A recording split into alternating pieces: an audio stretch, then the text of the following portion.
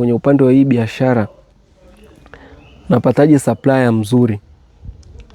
Ni kweli, yani kitu cha kufanya ufanikiwe au ufeli kwenye hii biashara ni supplier. Kupata supplier mzuri unakaa kufanikiwa sana.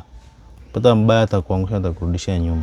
Sasa nawezaje kujua supplier mzuri? Maana rafiki yangu pia mwenyewe ni hivyo hivyo, aliweza kwenda tu dukani, mtu anayeuza kwa jumla vifaa vya pikipiki akaweza kununua. Sasa nawezaje kujua huyu ni supplier mzuri? Ni ishara gani itanionyesha huyu ni supplier mzuri? Kupata supplier mzuri unatembelea maduka makubwa ya mijini. Kwa mfano unaweza kuja kama kwetu hapa ukapata, ukajiridhisha, ukaona tunaweza kuprovide service hiyo. Unaweza ukauliza marafiki zako au wale watu ambao wanafanya biashara around maeneo uliopo, wao wanachukulia vipi mzigo. Kama mtu atakuwa na moyo mweupe atakuelekeza tu, itakuwa ni vizuri.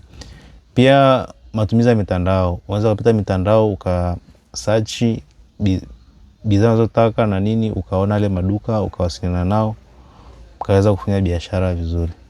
Muhimu ni kufanya comparison kabla ya kuamua. Lazima ufanye comparison pia kwa masupplier wawili watatu ili ujue wapi unaweza kufiti zaidi. Okay, kuna kosa gani kubwa huwa tunafanya kwa supplier? Kosa kubwa unaweza kufanya kwa supplier ni kumwamini kwa haraka.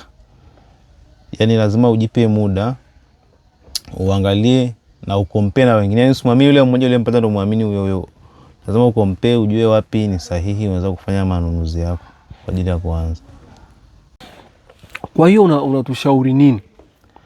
Unapoenda kwa supplier au kama yuko mbali, labda unataka ununue kwanza akutumie uone, unaweza ukafanya test, kama kutesti, ukamtumia oda ndogo au ukampa kiasi, labda nipe mzigo bajeti hii, uone trust yake na uone quality ya bidhaa zake. Baada hapo unaweza kuendelea kufanya biashara tu bila shida. Supplier mzuri ana umuhimu gani kwenye faida? Supplier mzuri ana umuhimu sio kwenye faida tu, hata ana umuhimu kwenye ukuaji biashara yako, kwa sababu supplier mzuri tayari anajua market.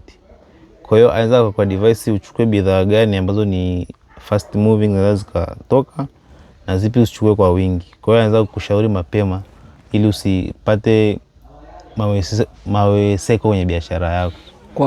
Kwa neno moja unaweza define vipi supplier?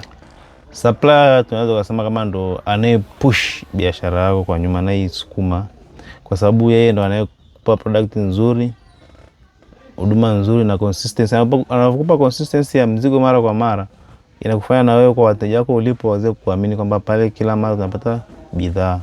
Kwa hiyo supplier ndo anayekupa nguvu kubwa nyuma yako wewe kutamba kwenye biashara yako. Kwa maana hiyo supplier ni kama chumvi kwenye chakula. Supplier ni chumvi yenyewe, ile chumvi inaleta ladha kwenye chakula, ndo supplier ana play part hiyo. Au ni kiungo gani pale Yanga? Au